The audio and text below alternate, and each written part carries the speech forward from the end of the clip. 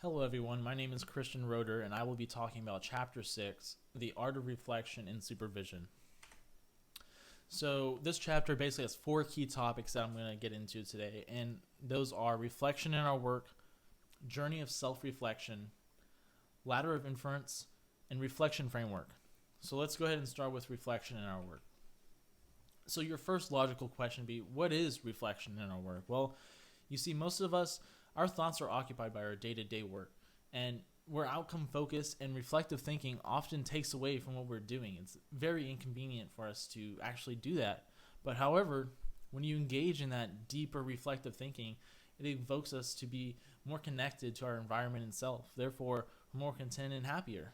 And it's critically important that we take time out of our busy daily grind to be with yourself and think about things.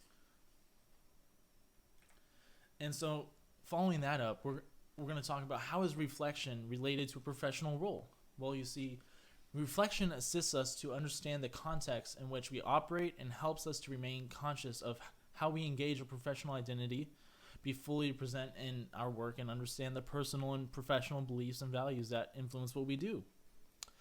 Many professionals only reflect beyond the surface, and that's not enough. Deep reflection is necessary to remain effective as a professional. And following that up, we're going to talk about journey to self-reflection. So basically, I want you, after I go through this, to take a pause and actually read through these important questions and follow this learning life cycle to actually answer these questions and reflect. So, like I said before, this is the reflective learning life cycle, and it's techniques that help you think about these questions and how to answer them. So, here they are. What is important to you? Answer these questions and think critically, but also reflect on these questions. And on the journey to self-reflection, you have these three key elements of reflect necessary for high performance.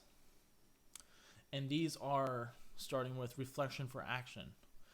These are process in which to prepare us to think about what we do before we do it. Some of the questions you might want to ask yourself is, what am I trying to achieve? What do I want to achieve?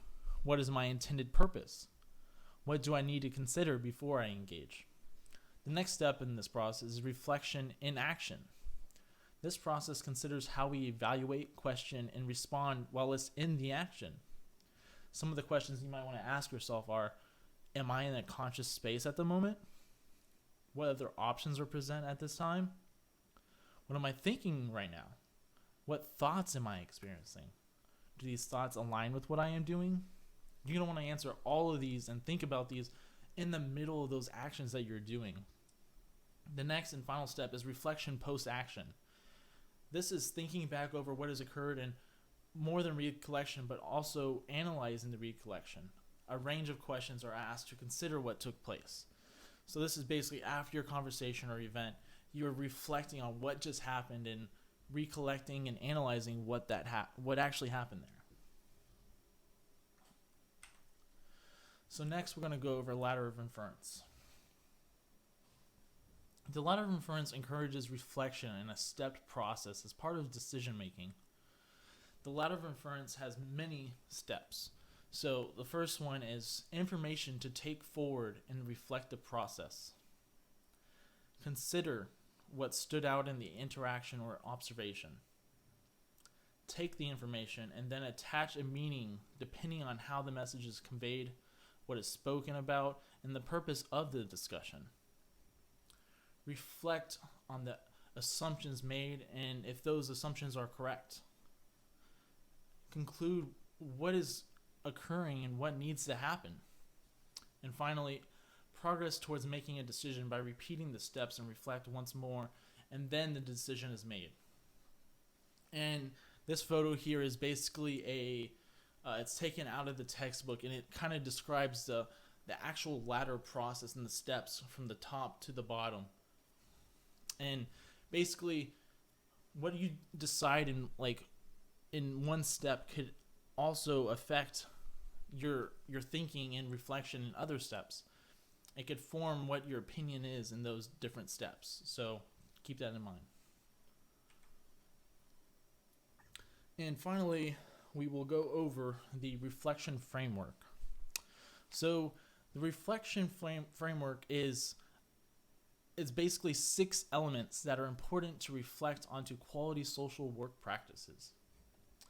And these 6 elements are professional practice skills, professional knowledge, approaches and theories, beliefs and values, professional identity, organizational context.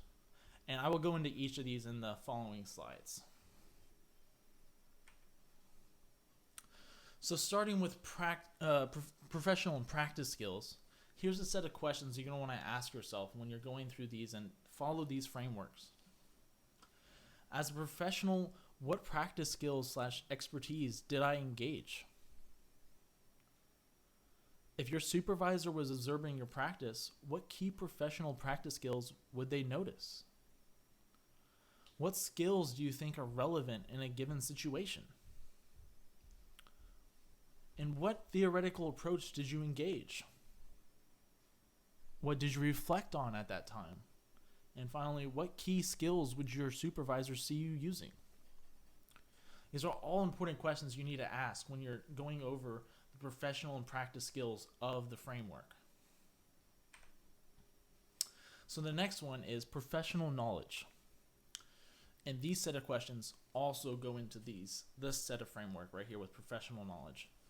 What ethical decision-making process did you consider? What knowledge guided you in your practice? And what is the relevant knowledge base to think about?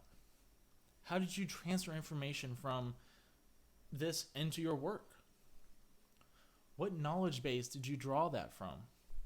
What knowledge can you impart to others? And finally, how does your knowledge influence the practice outcome? Next, we'll get into the approaches and theories. What theories inform your practice? What does the evidence base say in that situation? How would you link the theory into practice? What does literature say? What theory applies in this context? Does that approach fit that client context? Is that the most effective approach in that client case? And how does that theory influence that outcome? These are all key questions you need to know and reflect, using these to reflect using the framework. So next we will go over beliefs and values. So these key questions for the beliefs and values part of the framework is, what beliefs or values were at play when you were in that action? How were you challenged in that situation? What values what conflicted with your own personal beliefs? What conflicted with your professional beliefs and values? What beliefs impacted or influenced that decision / outcome?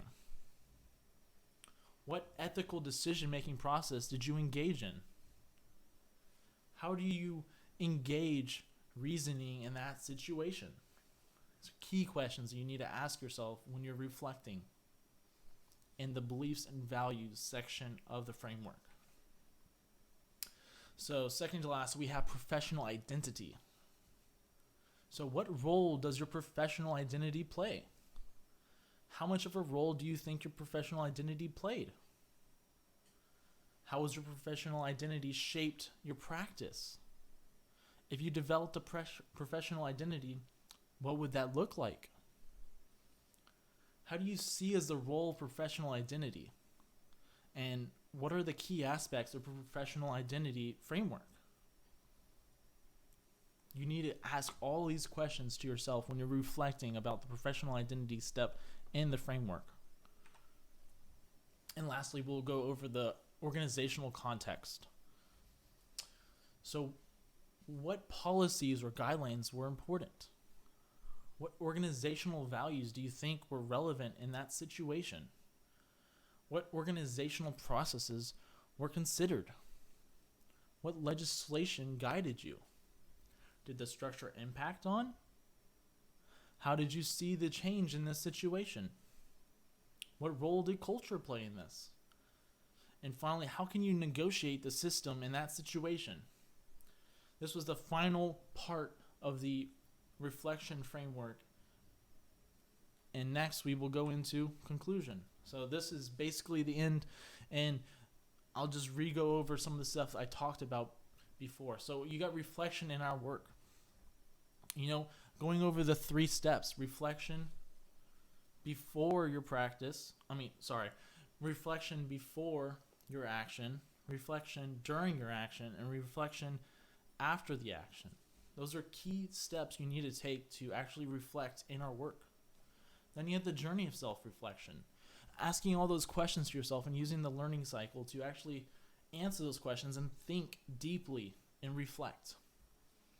Next, you have the ladder of inference, which goes into each step on how to think and go through reflection, with each step actually making an impact on your next decision. And then finally, the reflection framework. And I'd just like to thank you all for listening to me, and I hope you learned something today about Chapter 6, The Art of Reflection. Thank you so much.